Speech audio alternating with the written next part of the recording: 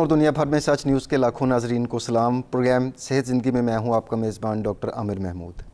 ناظرین، آج سے لگ بھگ 4 دہائیوں قبل جب کسی کو تپِ دق یا ٹی بی ہوا کرتی تھی تو عام طور پر اسے ایک ناقابل علاج بیماری، جس طرح کچھ اقسام کے کینسر ہیں جن کا کوئی علاج نہیں ہے، تو ایک خطرناک بیماری کے طور پر یہ مشہور ہوتی تھی جس کا کوئی علاج موجود نہیں تھا۔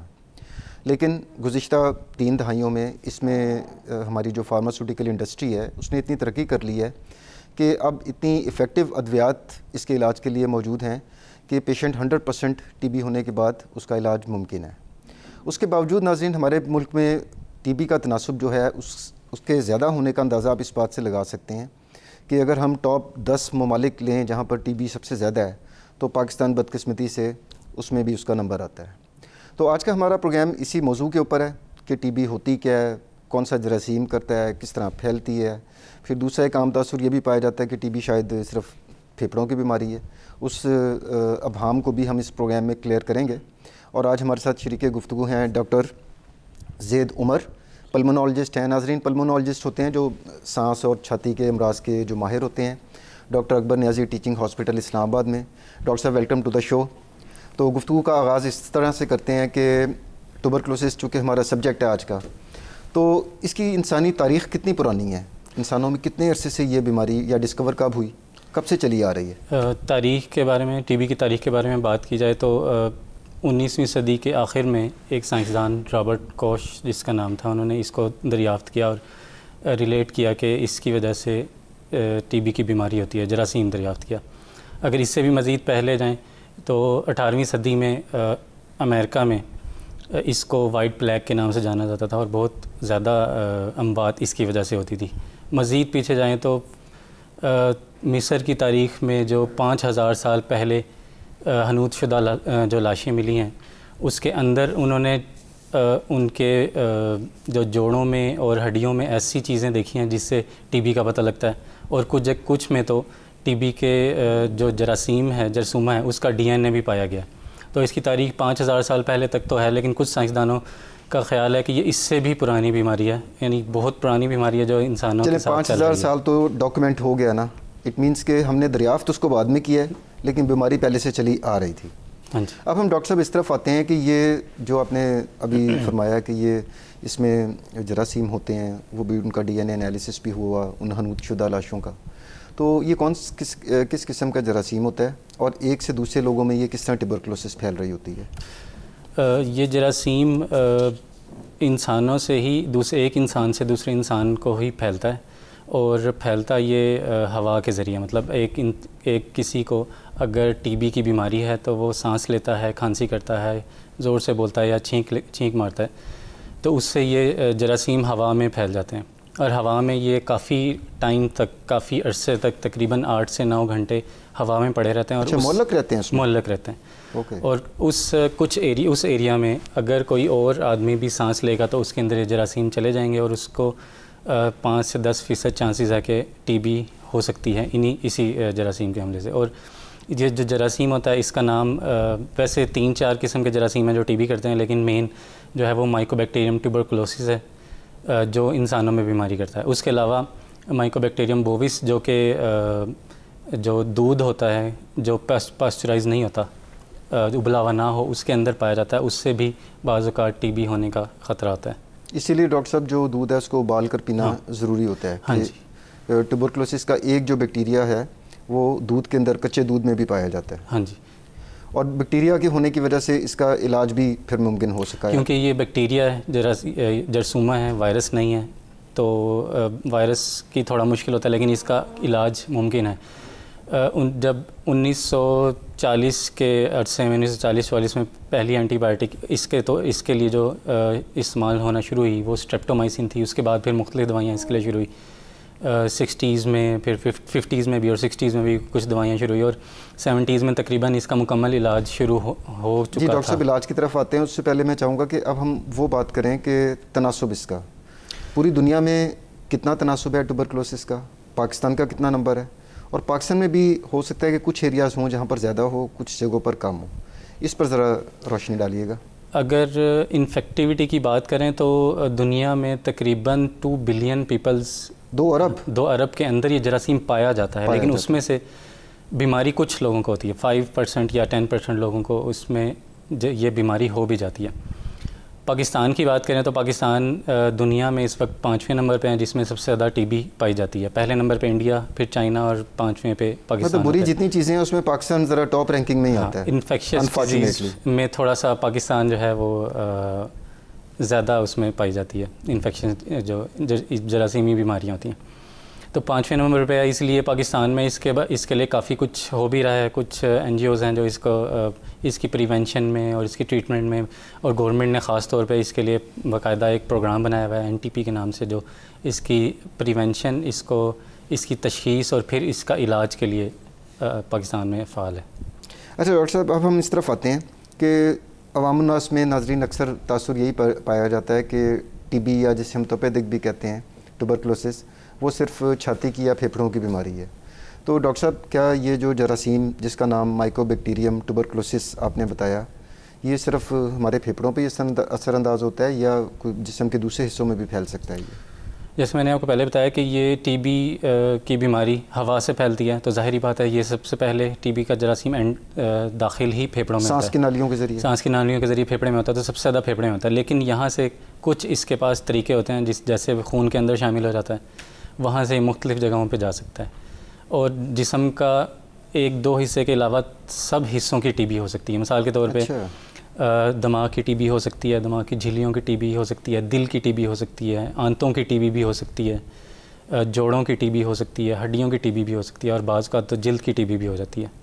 تو صرف یہ کہنا کہ یہ پھیپھڑوں تک محدود ہے، نہیں، یہ جسم کے کافی زیادہ حصوں پہ، بلکہ یہ کہنا بہتر ہوگا کہ تقریباً سارے جسم کے حصوں پہ یہ حملہ ہو سکتی ہے۔ جو 2 حصے آپ نے بتایا جہاں پر نہیں ہو سکتی، وہ کون سے ہیں؟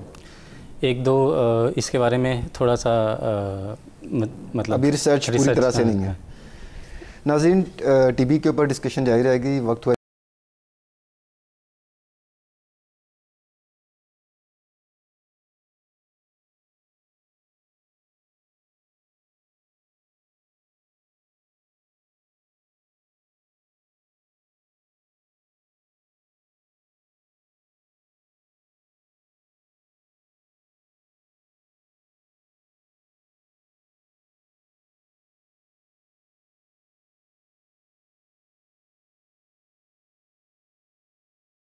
ویلکم بیک ناظرین۔ اب ہم ڈاکٹر زید سے پوچھتے ہیں کہ ڈاکٹر صاحب، آپ نے جس طرح فرمایا کہ جو ٹی بی کا جراثیم ہے مائکوبیکٹیریم ٹوبرکلوسس، وہ سانس کی نالیوں کے راستے ایک شخص کے جسم میں داخل ہوتا ہے، اور چونکہ سانس کی نالیوں میں سب سے پہلے آپ کے پھیپھڑے آتے ہیں تو وہی سب سے زیادہ متاثر ہوتے ہیں۔ تو عوام کی آگاہی کے لیے بتائیے گا کہ ٹوبرکلوسس کی علامات کیا ہوتی ہیں کہ جو اگر کسی شخص میں نظر آئیں تو ان کو شبہ ہونا چاہیے، ان کو ٹیسٹ کروانا چاہیے کہ جناب ان کو ٹوبرکلوسس ہو سکتی ہے؟ عام طور پہ پھیپھڑے کو سب سے زیادہ یہ اثر ڈالتا ہے پھیپھڑے میں، تو ظاہری بات ہے کہ اس سے ریلیٹڈ ہی زیادہ علامتیں سامنے آتی ہیں۔ اس کی جو سب سے خاص علامت وہ یہ ہے کہ اگر کسی کو کھانسی 2 ہفتے سے زیادہ ہو تو اس میں یہ شک ہمیں لگنا شروع ہو جاتا ہے کہ یہ ٹی بی ان کو ہو چکی ہے، اور اس کے لیے پھر ہم اس کی ٹیسٹنگ شروع کر دیتے ہیں۔ کھانسی کے بعد دوسری جو ہے وہ بخار ہے۔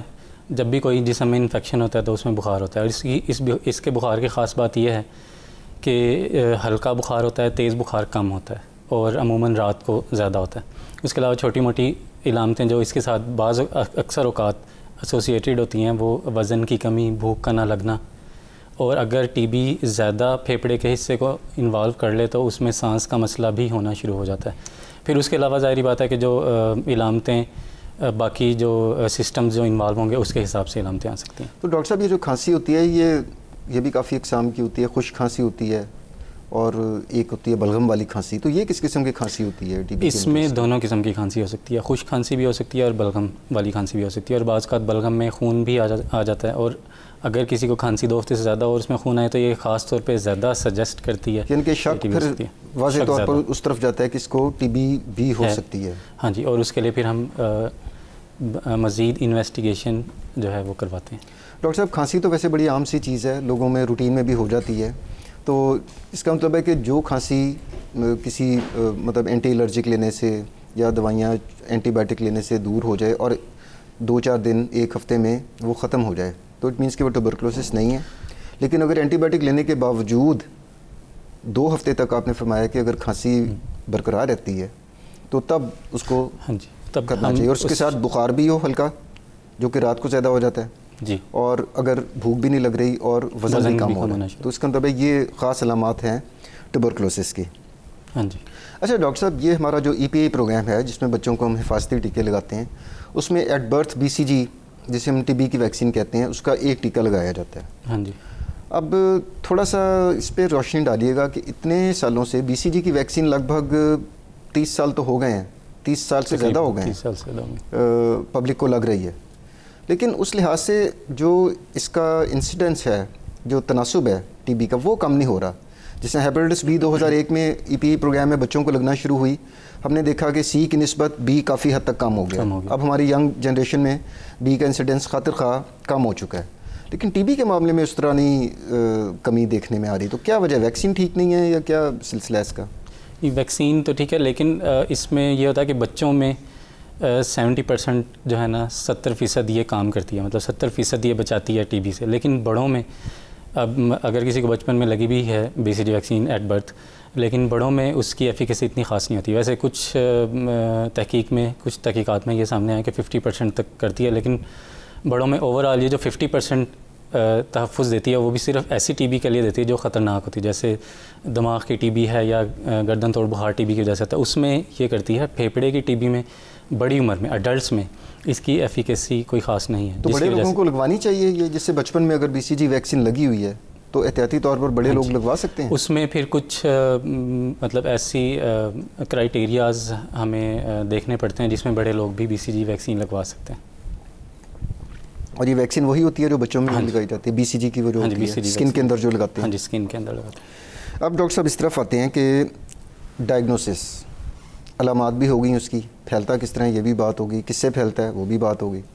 اب ہم آتے ہیں کہ ایک پیشنٹ ہے جس کو 2 ہفتے سے زیادہ کھانسی ہوئی ہے اور وہ ڈاکٹر کے پاس جاتا ہے، تو کس قسم کے ٹیسٹ آپ لوگ سجیسٹ کرتے ہیں جس سے ٹوبرکلوسس یا ٹی بی کی جو تشخیص ہے وہ کنفرم ہو جائے؟ اس میں 2 قسم کے ٹیسٹ ہوتے ہیں. ایک تو ایسے ٹیسٹ ہیں جو ٹی بی کی تشخیص کو کنفرم نہیں کرتے لیکن وہ یہ بتاتے ہیں کہ یہ ہو سکتی ہے. پھر کچھ ٹیسٹ ایسے ہیں جس میں ٹی بی کی تشخیص کنفرم ہو جاتی ہے. مثال کے طور پہ اگر کوئی کھانسی کے ساتھ آئے تو ہم اس کا سب سے پہلا ٹیسٹ ایکس رے کرواتے ہیں، سینے کا ایکس رے. اور سینے کے ایکس رے میں ہی کچھ ایسی فائنڈنگز ہوتی ہیں، کچھ ایسی علامات ہوتی ہیں جس سے ہمیں اندازہ ہو جاتا ہے کہ یہ ٹی بی کی بیماری ہو چکی ہے. پھر ہم اس کو کنفرم کرنے کے لیے ہم کچھ ٹیسٹ کرواتے ہیں، جس میں سب سے امپورٹنٹ جو ٹیسٹ ہے وہ بلغم کے اندر ٹی بی کے جراثیم کو دیکھنا ہے. وہ ہم مائکروسکوپ سے بھی خوردبین سے دیکھ سکتے ہیں. کچھ 2-3 ٹیکنیکس ہیں جسے ہم دیکھتے ہیں. اس کے علاوہ ہم اس کو گرو کر کے، جسے ہم کلچر کہتے ہیں، وہ کر کے بھی کروا سکتے ہیں. آج کل 2 نئی ٹیکنیکس آئی ہیں جو بڑی اچھی بھی ہیں، جن کی سینسٹیوٹی بہت اچھی ہے اور وہ بڑی جلدی بھی اس کا رزلٹ آ جاتا ہے. جس میں ڈی این اے ہم دیکھتے ہیں ٹی بی کا، اس کو ہم جین ایکسپرٹ کہتے ہیں. اس کے علاوہ ایک اور جین ایکسپرٹ کا یہ بھی فائدہ ہے کہ جو ٹی بی کا جراثیم مدافعت بنا لیتا ہے دوائیوں کے خلاف اور بگڑی ہوئی ٹی بی کرتا ہے، اس کا بھی ہمیں اندازہ پتہ لگ سکتا ہے. اس کے ساتھ ایک اور ٹیسٹ ہوتا ہے جسے ہم لائن پروب ایسے کہتے ہیں، وہ بھی بڑی جلدی ٹی بی کا ڈی این اے ڈیٹیکٹ کر لیتا ہے. اور اس کا مزید یہ فائدہ ہے کہ وہ زیادہ دوائیوں کے بارے میں بتا سکتا ہے کہ ٹی بی نے ان کے خلاف مدافعت بنائی ہے کہ نہیں بنائی. یہ جو ریزسٹنس دیکھنے میں آتی ہے کہ جراثیم ریزسٹ کرتا ہے ان دوائیوں کو، ان کے اثر کو زائل کر دیتا ہے. ہاں جی.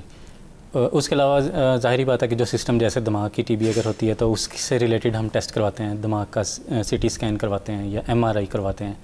اسی طرح ہڈیوں کی اگر ہو جاتی ہے تو ہڈیوں کا سی ٹی اسکین یا ایم آر آئی کروا سکتے ہیں. پیٹ کی ٹی بی ہو جائے تو پیٹ کا ultrasound, C T scan, یا بعض اوقات اگر تشخیص میں مشکلات ہو رہی ہوں تو ہم آپریشن کر کے کچھ آنت کا حصہ بھی لے سکتے ہیں اس کو تشخیص. بایوپسی بھی لیتے ہیں؟ بایوپسی بھی لے سکتے ہیں. تو مختلف قسم. اور بیریم میل سر کتنا اس میں؟ نہیں، بیریم میل اس میں اس کی تشخیص میں اتنا زیادہ استعمال نہیں ہوتا. اچھا، اب ہو گیا ہمارا علامات بھی ہو گئیں ڈاکٹر صاحب، سمٹمز بھی ہو گئے، اس کی ڈائگنوسس کا بھی آپ نے بتا دیا بڑے اچھے تفصیلی کہ کون کون سے ٹیسٹ آپ لوگ سجیسٹ کرتے ہیں. اب سارا کچھ کرنے کے بعد ایک پیشنٹ ڈائگنوز ہو گیا کہ جناب اس کو ٹی بی ہے. اب ہم علاج کی طرف آ جاتے ہیں. کیا علاج اس وقت لیٹسٹ موجود ہے ٹی بی کے مریضوں؟ جو WHO کہتا ہے وہ کہتا ہے کہ صرف دماغ کی ٹی بی کے علاوہ تقریباً ساری ٹی بی اگر وہ اس میں مدافعت اینٹی بائیوٹک کے خلاف نہیں ہے تو 6 مہینے اس کا ہم علاج کرتے ہیں، اور 6 مہینے کے بعد پیشنٹ کیور ہو جاتا ہے، اس کو ٹی بی ختم ہو جاتی ہے اور ہم ڈکلیئر کر سکتے ہیں کہ اب اس مریض کو ٹی بی نہیں ہے۔ اس میں 2 مہینے پہلا فیز ہوتا ہے، 2 مہینے جس میں ہم تھوڑی سی بڑی دوائیاں یا 4 قسم کی اینٹی بائیوٹکس دیتے ہیں، اور اس کے بعد 4 مہینے کے لیے ہم تھوڑی 2 قسم کی اینٹی بائیوٹکس کم کر دیتے ہیں۔ اور ٹی بی کا علاج اس کے کچھ اصل میں ہوتا یہ ہے کہ اس کے کچھ سائیڈ افیکٹس آتے ہیں جس کی وجہ سے اکثر مریض بیچ میں علاج چھوڑ دیتے ہیں، لیکن اس کا نقصان کافی زیادہ ہوتا ہے۔ مثال کے طور پہ جیسے میں نے آپ کو بتایا کہ مدافعتی ٹی بی جو ہوتی ہے، جس میں جی آر ریزسٹنٹ ٹی بی کہتے ہیں، اس کے ہونے کا رسک بہت زیادہ ہو جاتا ہے اگر علاج بیچ میں چھوڑ دیا جائے۔ تو 6 مہینے ٹی بی کا علاج بہت زیادہ ضروری ہے۔ اور دوسرا نقصان یہ ہوتا ہے کہ اگر آپ ٹی بی کا علاج مکمل نہیں کریں گے تو ٹی بی کیور نہیں ہوگی، ٹھیک نہیں ہوگی، تو آپ اس کے بعد جب تک دوبارہ علاج شروع نہیں کرتے آپ کتنے لوگوں کو ٹی بی پھیلانے کا ذریعہ بن سکتے ہیں، مطلب کوئی بھی جس بندے کو بیماری ہے تو وہ پھیلا سکتا ہے۔ تو یہ 6 مہینے علاج اس لیے ضروری ہے۔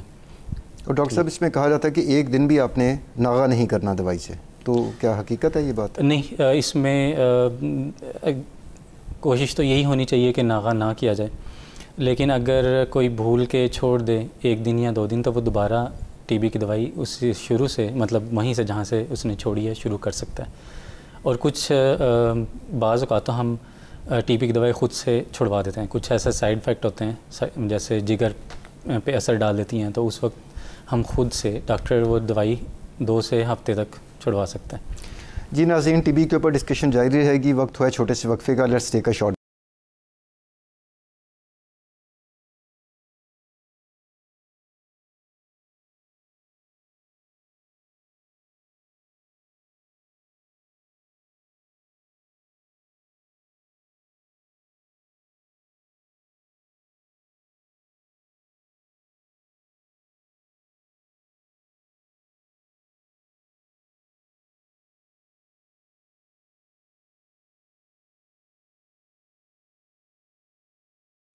ڈاکٹر زید، اب فرمائیے گا، آپ نے ابھی ذکر کیا کہ کچھ لوگ جو ہیں دوائیوں کے سائیڈ ایفیکٹس کی وجہ سے چھوڑ دیتے ہیں خوفزدہ ہو کر، تو وہ کون سے ایسے سائیڈ ایفیکٹ ہیں جو مریض کو بڑا زیادہ پریشان کر دیتے ہیں؟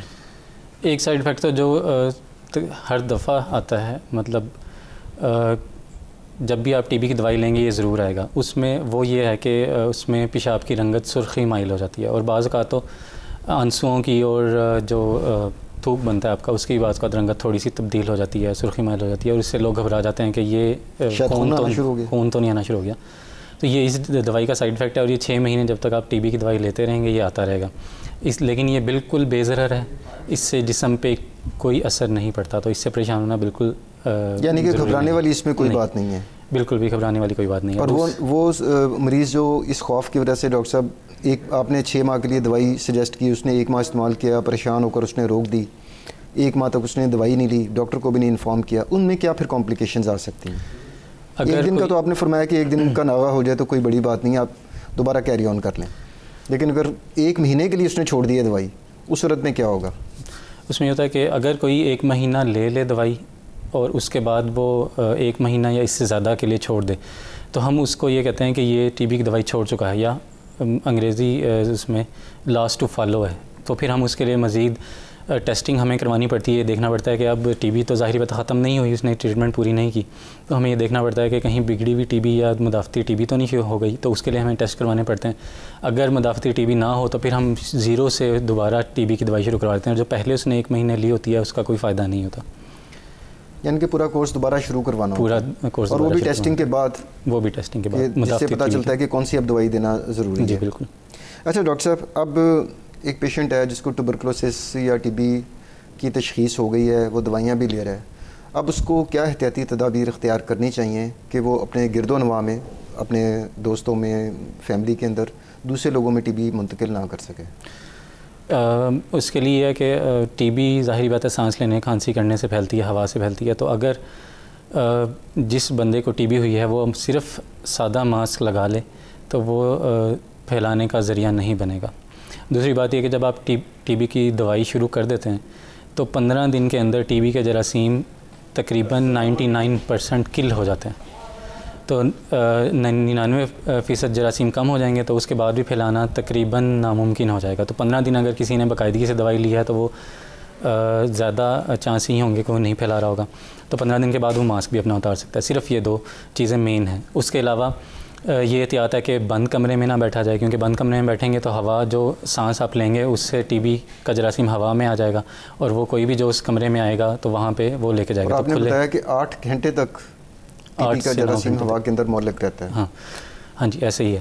اور یہ تو ڈاکٹر صاحب کرونا سے بھی ذرا تھوڑا سا زیادہ اس کا اسپریڈ تیز نہیں ہے؟ ہاں جی, کرونا جو ہے وہ کرونا وائرس کووڈ-19 ہے, وہ اصل میں جو بڑے جب سانس لیتے ہیں کھانسی کرتے ہیں تو بڑے جو ذرات یا پانی کے ذرات نکلتے ہیں منہ سے, اس سے پھیلتا ہے. اب وہ بڑے ذرات زیادہ دور تک نہیں جاتے اور وہ بھاری ہوتے ہیں, فوراً نیچے زمین پہ یا سرفیسز پہ گر جاتے ہیں. جو ٹی بی کا جراثیم ہوتا ہے وہ جو بالکل چھوٹے مائکروسکوپک ذرات ہوتے ہیں ان سے باہر آتے ہیں, چھوٹے اور ہلکے ذرات ہوتے ہیں جو ہوا میں تیرتے رہتے ہیں زیادہ عرصے تک. کرونا وائرس کا جو ڈراپلیٹ ہے وہ بڑا ہوتا ہے اور وہ زیادہ دور ٹریول بھی نہیں کرتا اور نیچے بیٹھ جاتا ہے. تو دونوں میں فرق یہ ہوگا. اس لیے کرونا کے بارے میں یہ کہا جاتا ہے کہ وہ ایک تو 2 میٹر سے دور تک نہیں جائے گا, کیونکہ 2 میٹر تک ان کی رینج ہے, وہ نیچے بیٹھ جائیں گے. لیکن ٹی بی کا جو ہے وہ 6 میٹرز 10 میٹرز اس سے بھی زیادہ دور جا سکتا ہے, کیونکہ وہ بہت ہلکے ہوتے ہیں, تھوڑی سی ہوا کے ساتھ وہ دور جگہ پھیل سکتے ہیں. تو اس لیے کرونا میں تو یہ کہہ سکتے ہیں کہ جی 2 میٹرز دور رہیں, لیکن ٹی بی میں ہم یہ نہیں کہہ سکتے. ٹی بی میں تو 6 میٹر 10 میٹر بھی دور اگر کسی بند کمرے میں ایسی جگہ جہاں ٹی بی کا جراثیم ہے کوئی بندہ جائے گا تو وہ انفیکٹ ضرور ہو جائے گا, اس کے اندر جراثیم چلے جائیں گے. تو مور اور لیس جو احتیاطی تدابیر جو کرونا کے لیے ہیں وہی وہ ہیں کہ جس میں جس طرح کہا جاتا ہے کہ اگر آپ نے ماسک نہیں پہنا ہو اور آپ کو چھینک آئے یا کھانسی آئے تو آپ کونی سے کور کر لیں. ہاں جی, تو بنیادی طور پہ پرنسپل وہی ہے اس سے بھی بچنے کا. بالکل. تو ڈاکٹر صاحب یہ جو ٹی بی کا مریض ہے اس کے ساتھ کھانے پینے سے اس بارے میں بھی ذرا تھوڑا سا ناظرین کو بتائیں کہ کھانا پینا اس کے برتن جو ہیں ان کو استعمال کیا جا سکتا ہے؟ برتن کے اندر ٹی بی کا جراثیم نہیں جاتا, کھانے میں ٹی بی کا جراثیم نہیں جاتا, وہ صرف ہوا سے پھیلتا ہے. تو ٹی بی کا جو مریض ہے اس کے برتن استعمال کیے جا سکتے ہیں, اگر کوئی اور بھی دھو کے استعمال کر لیں تو کوئی حرج نہیں ہے. ہوا سے پھیلتا ہے تو ساتھ چھینکے گا یا کھانسے گا اسی صورت میں جو بیکٹیریا ہے وہ ہوا کے اندر جائے گا اور دوسرے لوگوں کو انفیکٹ کرے گا, انفیکٹ ہو سکتا ہے. تو اس کے ساتھ میل جول میں روٹین میل جول اس کے ساتھ کھانے پینے میں کوئی مذائقہ نہیں ہے. اگر ٹی بی کے مریض نے احتیاط کی ہوئی ہے تو اس کے ساتھ میل جول میں کوئی مسئلہ نہیں ہے. ڈاکٹر صاحب اب ہم اس طرف آتے ہیں کہ ریکرنس, آپ نے ٹریٹمنٹ دیا, ہم نے یہ فرض کیا کہ پیشنٹ نے 6 ماہ تک بالکل ریلیجسلی اس نے دوائیاں استعمال کیں اور آپ نے بعد میں ٹیسٹ کروائے, پیشنٹ نیگیٹو ہو گیا, کیا یہ دوبارہ بھی اس کو ٹی بی ہو سکتی ہے؟ ٹی بی ایک جراثیمی بیماری ہے اور ٹی بی کے انفیکشن کے بعد قوت مدافعت اتنی اچھی نہیں بنتی, اس لیے جس کو ٹی بی ہو جائے وہ 6 مہینے کا علاج کروا لے اور کیور ڈکلیئر ہو جائے, یعنی مکمل ٹھیک ہو جائے, اس کے باوجود ٹی بی ہونے کا رسک عام پاپولیشن کے برابر ہی ہوتا ہے, اس بندے کو دوبارہ بھی ہو سکتی ہے. تو احتیاط ٹی بی کے لیے بعد میں بھی کرنا ضروری ہے. آخر میں ڈاکٹر صاحب میں ریکویسٹ کروں گا کہ اس وقت جو ہمارے ناظرین یہ پروگرام دیکھ رہے ہیں تو ٹی بی سے بچاؤ اور اس کے علاج کے اوپر آپ ان کو کیا میسیج دینا چاہیں گے؟ میری طرف سے یہ میسیج ہے پورے پاکستانیوں کے لیے کہ ٹی بی سے بچاؤ کو جاننا ہر کسی کے لیے ضروری ہے کہ ٹی بی سے کیسے بچا جا سکتا ہے. دوسرا, اگر علامتیں اس کی آتی ہیں جیسے کھانسی ہے, 2 ہفتے سے زیادہ کسی کو کھانسی ہوتی ہے تو فوراً اس کو ڈاکٹر کے پاس یا کسی معالج کے پاس جا کے اس کا تشخیص کروائی جائے کہ کیا یہ ٹی بی تو نہیں ہے. اگر ڈیلے کریں گے تو ٹی بی کے پیچیدگیاں ہونے کے خدشات زیادہ ہوتے ہیں. تیسرا یہ ہے کہ اس کا علاج جب شروع کیا جائے تو 6 مہینے پورا علاج کیا جائے, کیونکہ علاج اگر پورا نہیں کریں گے تو مدافعتی ٹی بی یا ریزسٹنٹ ٹی بی کا رسک ہے جس کا علاج 2 سال تک ہو سکتا ہے, اور 2 سال علاج کرنا بہت مشکل ہے. تو یہی میرا ایک 3 میسیج جو ہے نا وہ پاکستانی عوام کے لیے.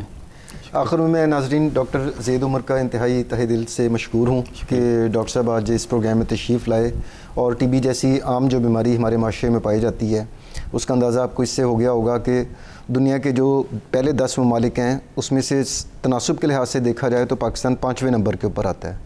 تو بہت زیادہ کامن ٹی بی کی بیماری ہے. آپ سب لوگوں نے اپنے رشتہ داروں میں, دوست احباب میں کسی نہ کسی کو ٹی بی ہوتے ضرور دیکھی ہوگی. تو اس کا پھیلتا کس طرح, کس جراثیم سے پھیلتا ہے, کس طرح آپ اس کو روک سکتے ہیں, ڈائگنوز کس طرح کرنا ہے اس کو, علامتیں کون سی ہیں جو آپ نے دیکھنی ہیں, جو کسی میں نظر آئیں تو آپ کو ڈاکٹر کے پاس جانا چاہیے, ٹی بی کے ٹیسٹ کروانے چاہیے تاکہ ایک مؤثر علاج کیا جا سکے. اور حوصلہ افزا بات جو ڈاکٹر صاحب کی ڈسکشن سے سامنے آئی وہ یہ کہ اگر 6 مہینے اگر آپ مستقل علاج کر لیتے ہیں تو یہ 100% قابل علاج بیماری ہے. 4 دہائیوں قبل ایسی بات نہیں تھی. یہ تقریباً ناقابل علاج بیماری اس وقت ہوا کرتی تھی ٹی بی کی دوائیاں آنے سے پہلے. تو اس کے ساتھ ہی ہمارے آج کے پروگرام کا وقت ختم ہوتا ہے. امید ہے کہ آپ کو ٹی بی کے اوپر ہمارا یہ پروگرام پسند آیا ہوگا. اگلے پروگرام تک کے لیے ڈاکٹر عامر کو اجازت دیجیے. اللہ حافظ.